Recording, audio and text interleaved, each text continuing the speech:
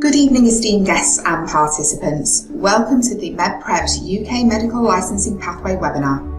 I'm thrilled to have you with us today as we embark on our journey to explore the vital information and career guidance essential for thriving in the UK healthcare system. Whether you're a medical student or a junior doctor, this webinar is tailored just for you. Let's dive into the intricacies of the UK Medical Licensing Pathway GMC registration. Crafted with your success in mind, our goal is to provide you with insights, guidance and resources to make your path smoother and more rewarding for future career in the UK. So without further delay, let's uncover the mysteries, address your concerns and equip you with the knowledge to not only survive but thrive in the UK healthcare system. Over the next few minutes, we'll explore key topics. We'll have an introduction and a closer look at the Medprep. We'll look at the UK medical licensing and how to navigate the licensing process for success. Updates in UKMLA, staying current with the latest in the UK medical licensing assessment. Changes in UK FPO, understanding shifts in the UK Foundation programme.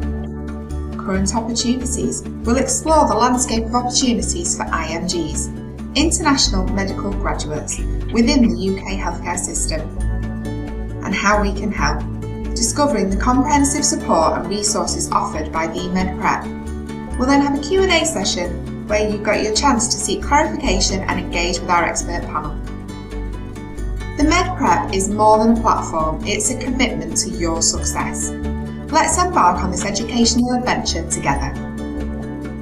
For over a decade, the people behind the Medprep have been at the forefront of medical education, shaping careers of thousands of doctors. They've guided and trained over 3,000 doctors through the entire UK medical licensing process, creating not just exam passes, but confident, competent and compassionate medical professionals. Our founder's track record of a decade in medical education and 5 dedicated years to UK medical licensing is a testament to our commitment to your success.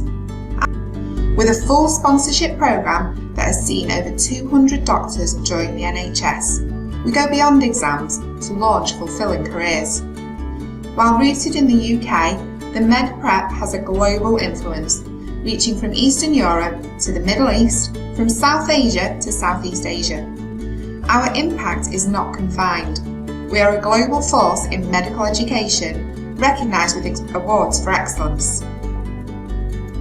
At the Medprep, we're proud to be the premier destination for medical exam preparation in the UK. Our platform is not just a resource, it's a comprehensive ecosystem designed to elevate your medical journey.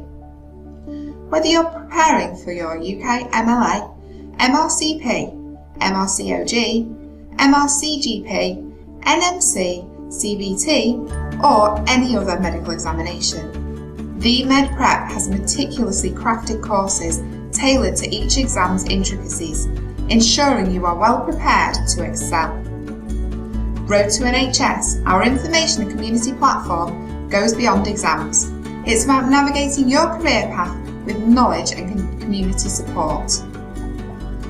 At the heart of the UK's healthcare system lies the NHS, a publicly funded institution with a £168.8 billion budget for 2023-24. Employing 1.3 million professionals, it operates through 229 NHS trusts, managing 1,148 hospitals across the UK. The NHS is not just a healthcare provider, it's a vital pillar of the UK's welfare system, offering crucial services to millions annually. Now let's shift our focus to the Guardian of Medical Standards, the GMC. With 374,850 doctors registered as of September 2023, the GMC sets standards for medical education and practice. It maintains a comprehensive register, investigates complaints and disciplines those falling short of standards. As we navigate the medical landscape, let's shine a light on the gateway to practice, the UK Medical Licensing Exam.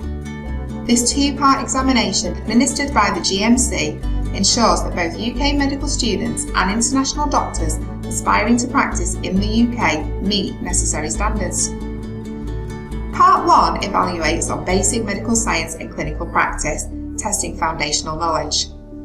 Part 2 takes a practical turn, examining clinical skills and communication. In 2024, the Medical Licensing Assessment, MLA, replaces PLAB tests, aligning with our commitment to evolving standards. As I conclude this overview, I'm excited to hand you over to my colleague who will delve deeper into the UKMLA, UKFPO and the current opportunities awaiting for you in the UK healthcare system. Thank you for being part of this informative session. Stay with us to explore more and let's unlock the doors to your success together.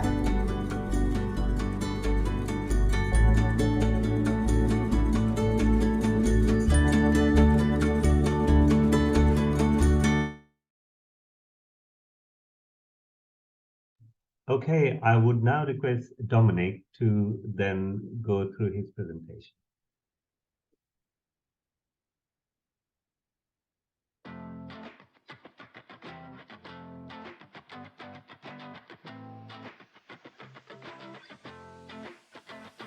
Hi everyone, my name is Dom.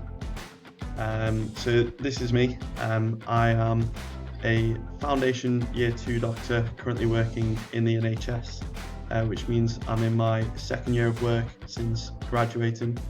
I am currently working in the community in general practice around the Manchester area, and I graduated from Newcastle University in the northeast of England, who have a close partnership with Medprep. Some of you may be familiar with them, their campus is in Johor Bahru. So it's a pleasure to talk to you all today and welcome you to this webinar on working in the UK medical system. This will be a brief introduction to working in the UK, and we've had some questions sent in that we'll answer as well. I wish you all luck with your future careers, and for those of you who choose to work and study in the UK in the not so distant future, I look forward to working with you.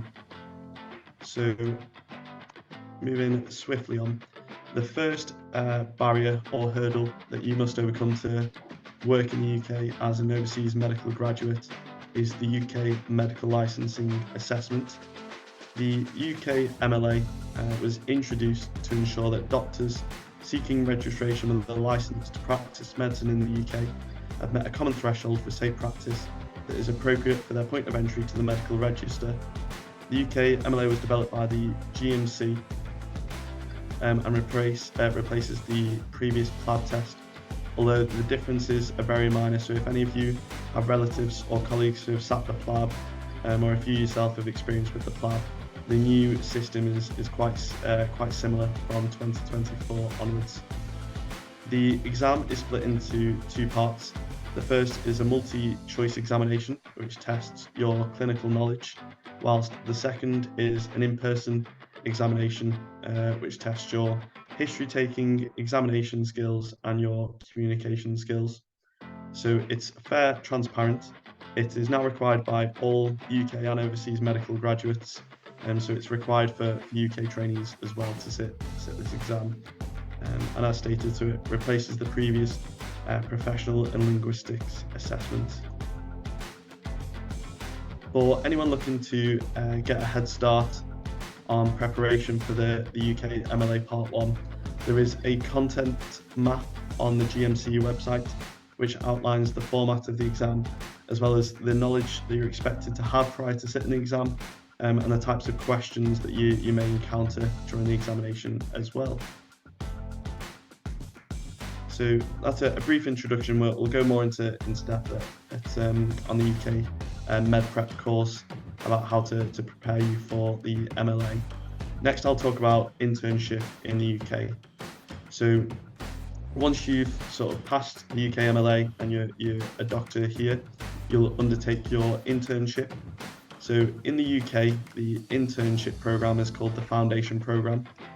The internship in the UK is organised and delivered by the UKFPO, which is the UK Foundation Program.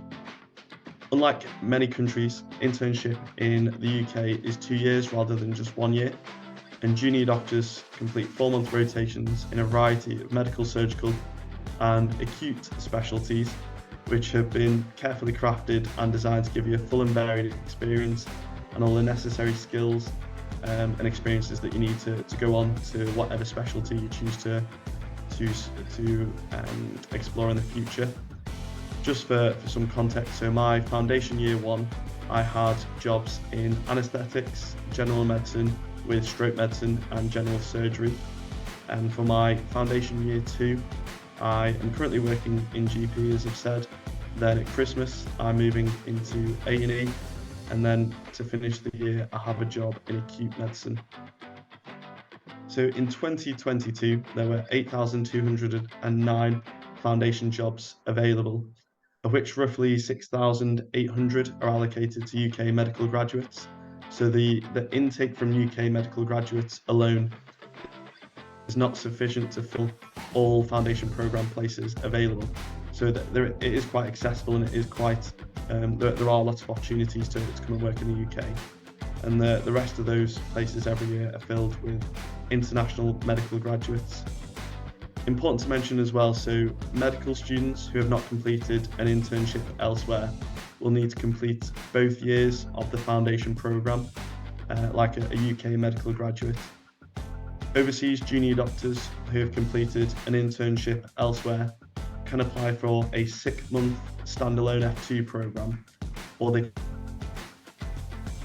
can enter specialty training directly. So there have been some updates to the UK application in the last few years. Applicants were previously ranked based on their performance in a situational judgment test, which assessed clinical and ethical decision making, and then also took into account an educational performance measure, which was a measure of how the candidate had performed at university.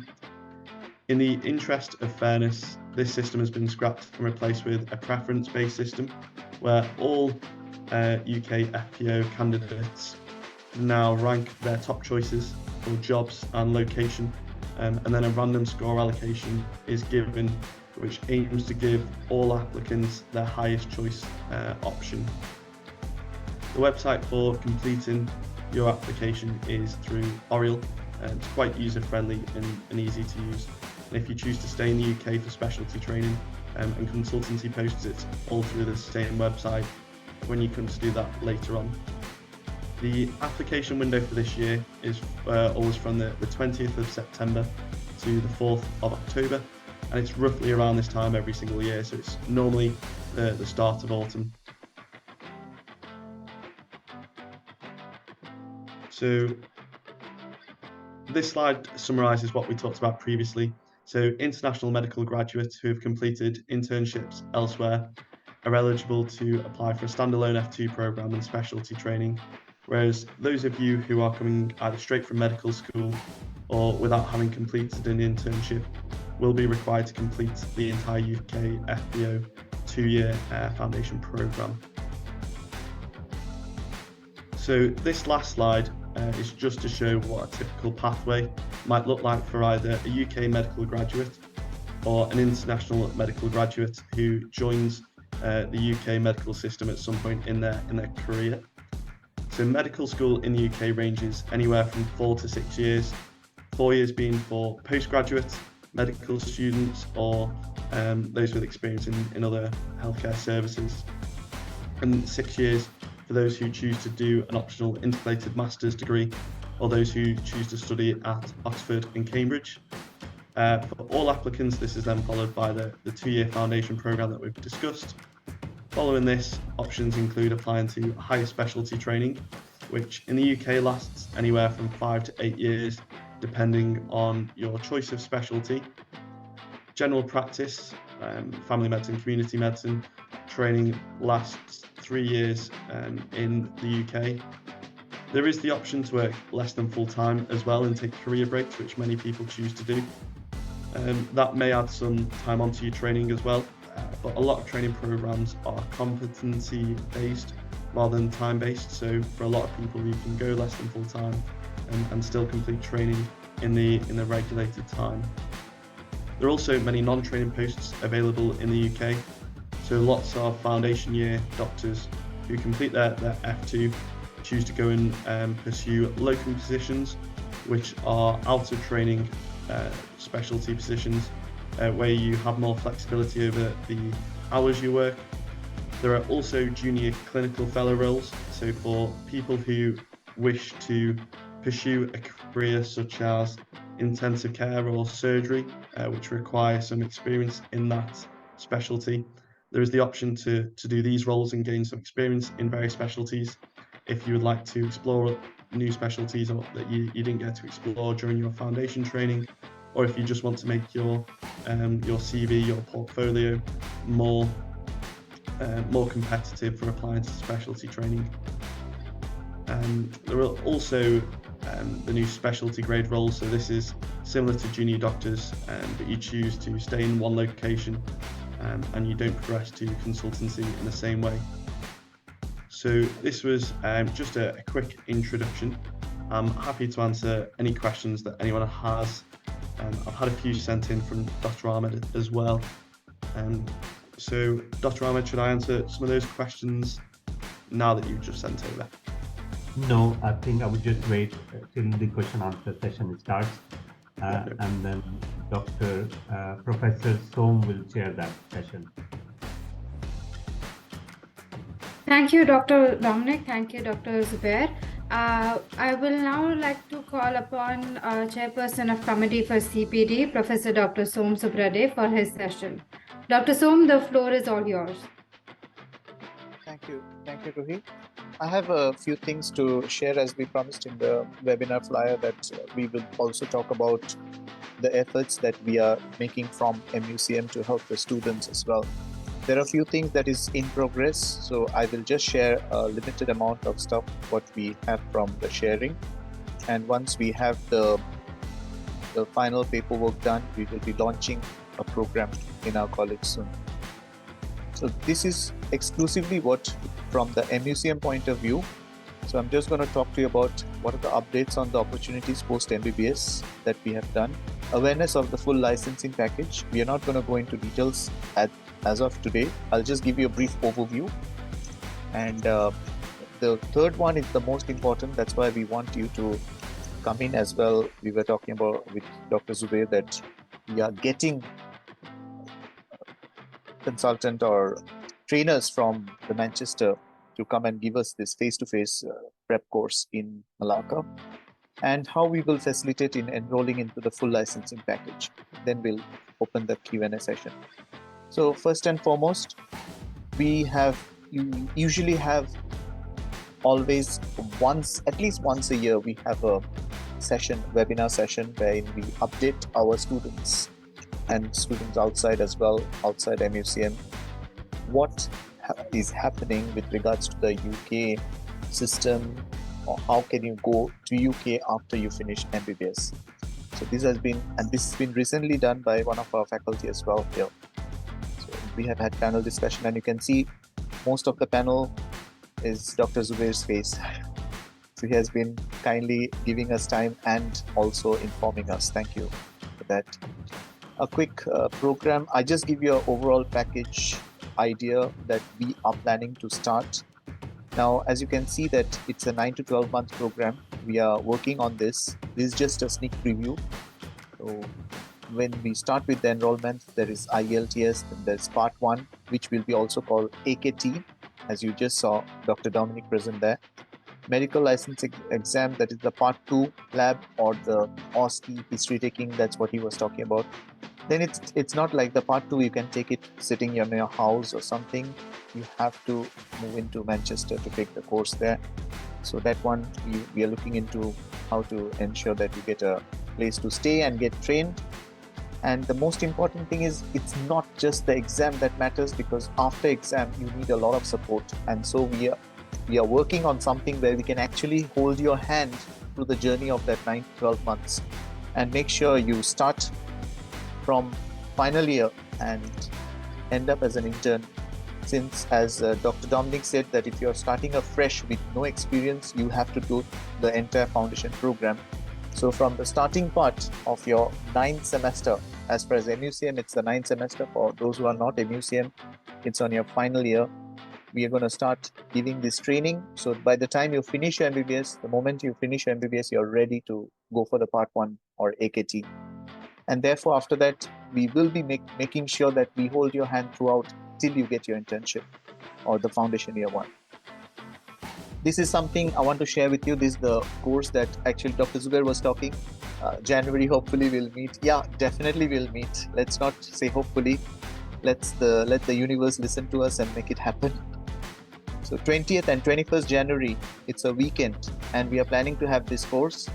We have just started within the college. We just shared this with our students. We haven't really gone all out. I was waiting for this webinar because I wanted to give you a surprise. So now the thing is, this is a 2 days intensive weekend course, 9 a.m. to 6 p.m. Trust me, when I say intensive, it is intensive. It's Saturday, Sunday. For MUCM, we have charged the cost for 1,400, and that too, like, we have made sure, because everything, the prices have gone up, so we have kind of fixed the price with Dr. Zubair, so he was very kind to do that, and we could go ahead with this. To register, you can actually connect with Mr. Dinesh from our admin side. And as you can see, the course topics, there's an extensive amount of topic, and you can understand that this will be covered in 2 days, that is 9 to 6. The feedback when we have done this course, we used to do this course regularly before pandemic, and we have got a rating of 4.75 to 4.9 all the time when we had this feedback taken from students. And what they loved and they really wanted was the handouts and the mock test. Those had review, like very good review, and they always were in demand. And of course, because of that, plus the other resources, we have many success stories. Moving on. So now the surprise.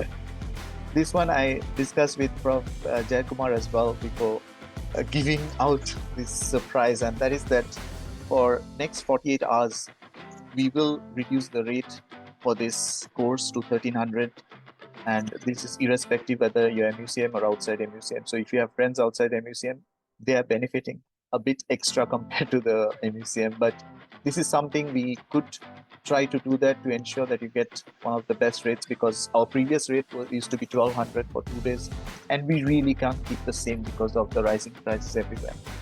So hopefully we get to see you and enroll in the course, and you can always connect with me for any clarification. It's a WhatsApp number, so do WhatsApp, don't call up. And Dinesh, you can call up, WhatsApp and email for the registration form. You can register. Now there's a small catch. When I said 48 hours, once you call up and register yourself, there's a little bit amount that you have to pay as a security deposit, that is around 500 ringgit you have to pay to ensure that your slot is blocked, and you can after that pay within the time that is our closing date. So now this is something we have done before, and we are sure that it's a sure success, and especially this particular training will be extremely important, as you'll get to know not only the fact that what are the changes, or is there any subject-wise change, or is there any content-wise change, plus it helps in 2 different categories. People who are already ready to give the exam, it helps them really well. At the same time, it helps those people who has no idea what to study. It gives them a guiding path on how to approach. So either way, it really helps, and it's not just I'm saying because to ensure that the course runs, because we have done this before and we have had very good success rate. So with that, thank you, and I hand over to Ruhi to open up the Q&A. Thank you, sir. Thank you for the surprise also. There were some questions on the question portal. The first one being, are there vacancies for FY1 and FY2? What's the waiting period? You must have seen a slide of the stats. There are over 7,400, nearly that many numbers of UKFPO places for doing internships. UK has 26 medical schools, and UK produces only 6,800 medical students per year.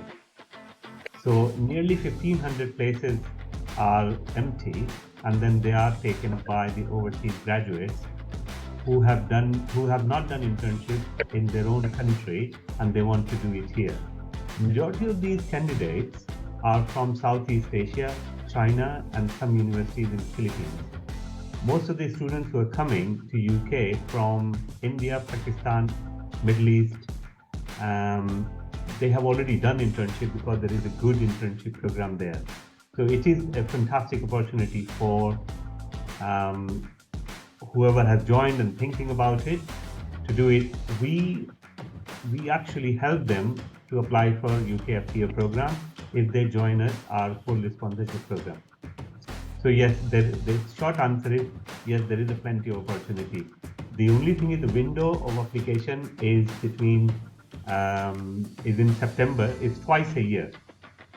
So you apply for these places in September and in January. Thank you, sir. Moving on to the next question. If a student has cleared USMLE Step 1 and 2 and has gotten ECFMGE certificate, then will he or she be applicable for UK FPO program without PLAB exam? Dominic, do you want to take this? Yeah, sure. So unfortunately, you would still be required to sit the UKMLA / PLAB exam. So obviously completing the USMLE Step 1 and 2 along with other certification shows a high level of competency, and certainly the requirements in the UK are fairly standardised with other medical licensing organisations in other countries. So it would suggest that you would have no issue with the examinations here, but unfortunately you would still be required to sit the exam, so there's no exemption, I'm afraid. Thank you, Dr. Dominic. Next question. After 2 years of UK FPO, are we allowed to sit for MRCP or MRCS exams? Yes.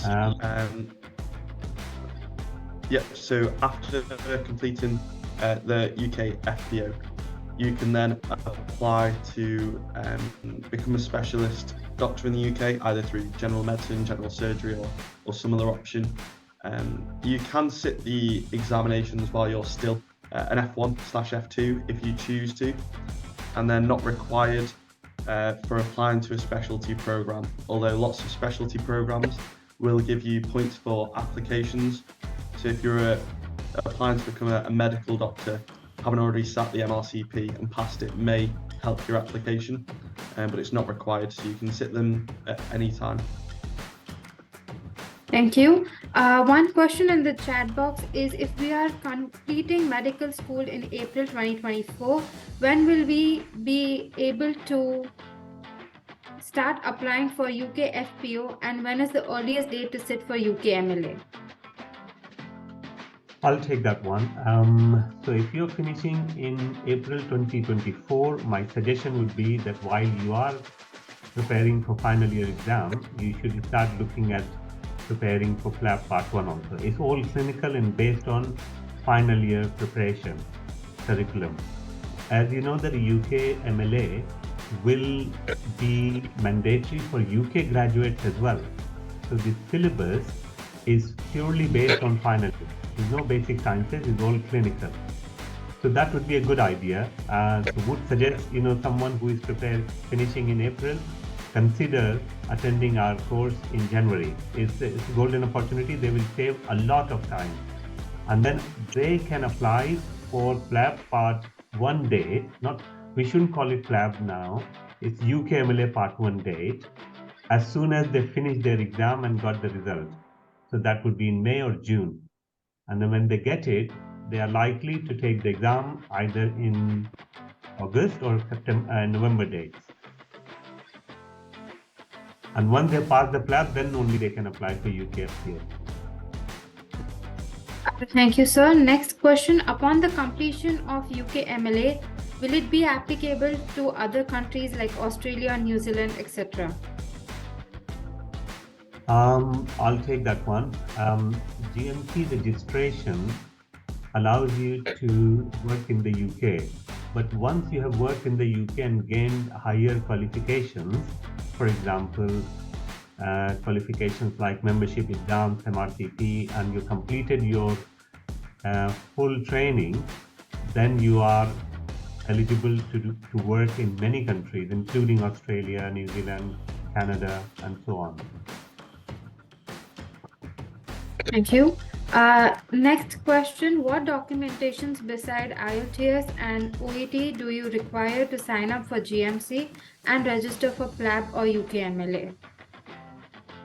I can take that one. So you require the IELTS and the OET to show competence in the English language. Other than that, you just require evidence of your primary medical qualification. So once you all graduate, you just need your parchment or certificate from the university.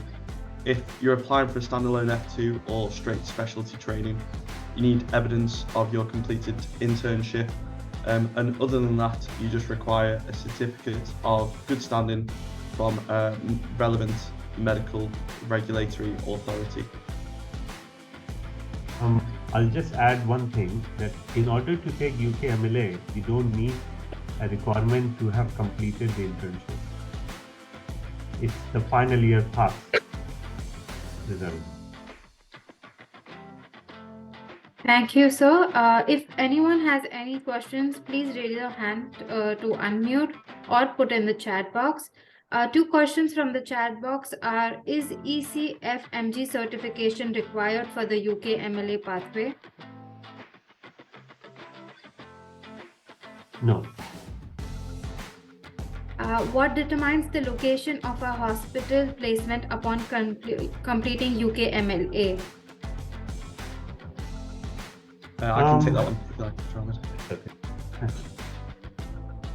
So when you apply to the foundation program, you will apply first to a deanery.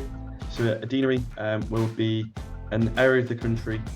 They're all roughly divided so that they should be roughly the same size with regards to patient population and number of jobs available. But geographically, they all vary quite considerably. So, for example, Northern is a deanery, which, if anyone is familiar with the UK, it covers pretty much the entire northeast and a lot of Cumbria and the Lake District as well. So I applied to the northwest deanery, which contains Manchester and Liverpool as the two main cities. And then the track that I applied to is just at one hospital specifically. So I'm mostly an Oldham hospital trainee, and then I have a job in general practice as well. So most of the tracks are designed to keep you in one region and stop you sort of traveling excessively from rotation to rotation. Thank you, Doctor. Will I be eligible to apply for UKFPO even after 2 years of passing out of med school? Yes, as long as you pass the UKMLA. Okay. Is it possible to do PLAB 1 and PLAB 2 in UK itself? What visas are required for that? Yes, you can take both exams. Both part 2 you can only take in UK, but part 1 they do 4 times in the UK as well. So you can come. If I am not wrong, if you're a Malaysian citizen, you don't require a visa, and you get visa on arrival, and that would be sufficient for you to enter into the country to take the exam. If you're not UK citizen, then you will be given a visitor visa for 6 months. Thank you, sir. Is it possible to obtain a Dean's statement regarding our English language proficiency if we are unable to obtain the required IELTS band score for each domain? Dr. Som? Usually there is a provision where they actually ask for it, since our college takes it on a, like we have English medium, we teach our subject in English medium, but this one, it has to be a mutual agreement with the MMC and the GMC. So this one we need to check with the ministry and then get that. Thank you, sir. Is there any fee that is required for doing internship after completing UKMLA for those who have not completed internship in their country? You need to pass the UKMLA and then apply through UKFPA program. What is the earliest possible date to sit for PLAB Part 1 if I have just graduated and will obtain IELTS by November? Soon after that. In fact, GMC, they are announcing a new dates for next year on 18th of October, next week. And usually PLAB test dates, part 1, they get filled up. And there is a waiting time for at least 6 months. So if you're thinking about it, then apply for and then secure a place anyway. You can change it if you want to later on, but you should get the place. There is a demand is quite high. This year, about 20,000 people will be taking that platform. Thank you, sir. I would request the participants to keep flooding in the questions because these won't be answered anytime soon again. Next is, what materials do you recommend using to prepare for PLAB 1 from PLABables, PLAB keys, PLAB gems, and Med revision? Well, we have our own material from Medprep, and we have the largest question bank, and that's what we recommend. What does an average week look like for a UK doctor? Oh, that I will ask Nick to answer. Yeah, so an average week, so a week when you're not on call, you would probably work 9 to 5 or 8 till 4. In the morning, typically, if you're a foundation doctor or a junior doctor, you'll typically start with ward rounds each morning, so that there won't necessarily be a consultant there every single day. So on days when there are not consultants, you'll do your own ward rounds. So that might be a bay of 10 patients, plus 1 to 2 side rooms as well. So you'll likely see anywhere from maybe 8 to 14 patients a day that will be your responsibility for that day. On days where there are consultants, so you will prepare notes, look up scan reports, check blood results, and get everything prepared for when the consultant arrives in the ward, and then you'll support them with the ward round. And then once the ward round is complete in the morning, you'll typically spend the afternoon completing all jobs that have come up from the ward round. So that may be ordering scans, doing bloods, inserting cannulas, minor procedures, talking to different specialties to find out how to best manage various patients. Then we're frequently on call as well, so weeks when you're on call, you will carry a bleep and you'll be contactable. If it's during hours, you will support the on-call medical team or on-call surgical team with the surgical take. So for any new patients that have been referred by A&E, you will go and see those patients. If it's out of hours, so if you're on nights, evenings, weekends, then the wards will contact you with urgent queries about patients that are unwell. You'll be sort of a hotline advice service for any medication queries. So it's quite busy, but during the week it's not too bad. So 9 to 5, 8 till 4 is fairly typical during the week. Thank you, doctor.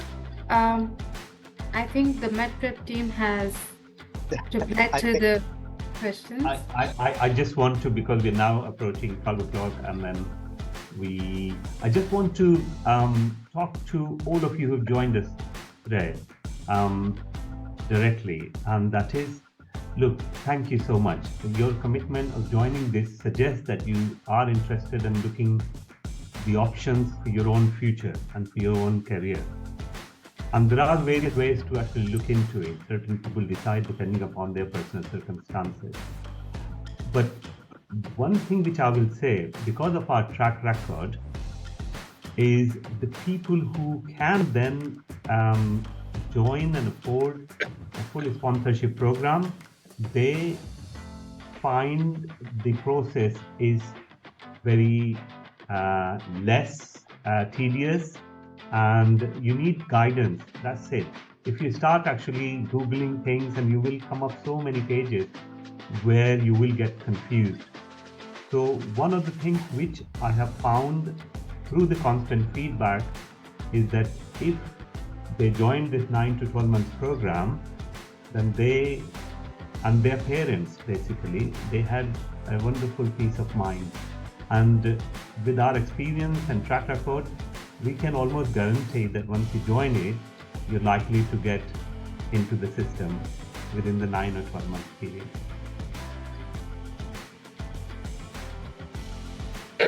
Thank you, Doctor. Are there any more questions? I give it 30 seconds if anybody has any more questions. I just want to make a comment. I think Arshad mentioned that, and before Arshad I could answer. I think Medprep team already answered. Yes, for the packaging thing, we are the licensing package that we calling. We haven't given it, as you can see, we haven't given it a name as well, but it's in the process, and we are like, hopefully, like once the agreement is signed and all that, by this month end, we're going to release that. And anyone and everyone can join. And to join this, you have to connect through MUCM. That would be part of the MUCM effort to collaborate with the Medprep and move together. And as Dr. Zubair mentioned, yes, if you're diligent, if you're really focused, there's nothing going to stop. The 9 to 12 months is just a range. You can finish it within that period. It's just given a range so that in case sometimes you delay because of various reasons. So for enrolling, do connect with me, do WhatsApp me. For my students, if you're here, you can just walk into my room and just ask any doubts that you have with regards to this. Just from November, we're going to open the package. Thank you. Thank you, Professor. Any other questions? Yes. After completing UKMLA, is there a waiting period to get a placement for internship? Is there a priority list to get a placement? This has been answered. It all depends, but once you have been successful for UK FPO, then you will be guaranteed a place. The only thing is, most of these placements, they start in either August or February. So depending upon, so usually 1 or 2 months here and there. Thank you, Doctor. Ruhi, I would like to ask Azizah to share anything that you have, because he has been dealing with a lot of students from India. So Azizah, over to you.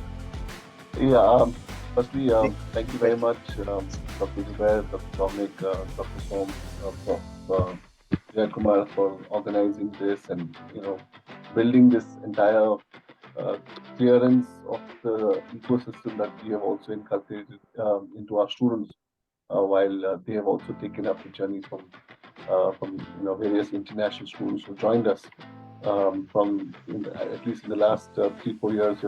Our international numbers have really gone up. Would like to give you an assurance that one of the quality of students who have joined MUCM are really, really fantastic. I think we've set ourselves a good high standard there. I think Ruhi is one of the students who has joined. I think it's great to see Ruhi anchoring this thing. But like Ruhi, there's so many other students who joined us. So in all, to everybody, to all our international students, we work with the best teams. I think Dr. Zubair has been an integral part of Manipal University College Malaysia for a very, very long time. And we assure you that this journey will get stronger, bigger and better to ensure that you people are taken care of in your journey, that if you choose the journey of going to UK. So that's what I would like to say. And there's an assurance that in the back end, Dr. Kudu is doing a lot of effort. Thank you to him and his team, of course.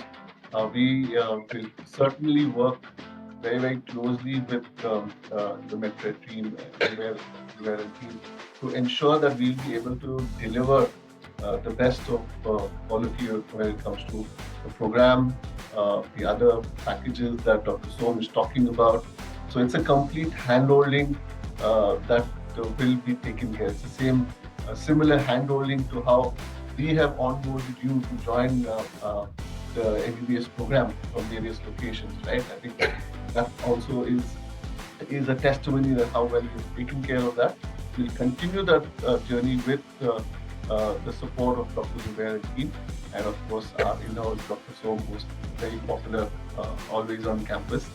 So our assurance, Dr. Zubair, that we will ensure that we get quality students who are there, and we also look forward to bringing the entire package that we are working on out very, very soon for all our students. Thank you very much for doing this. It actually gives a lot of assurance, gives faces to names that I have been talking to a lot of these students for a very long time, from batch 49 onwards.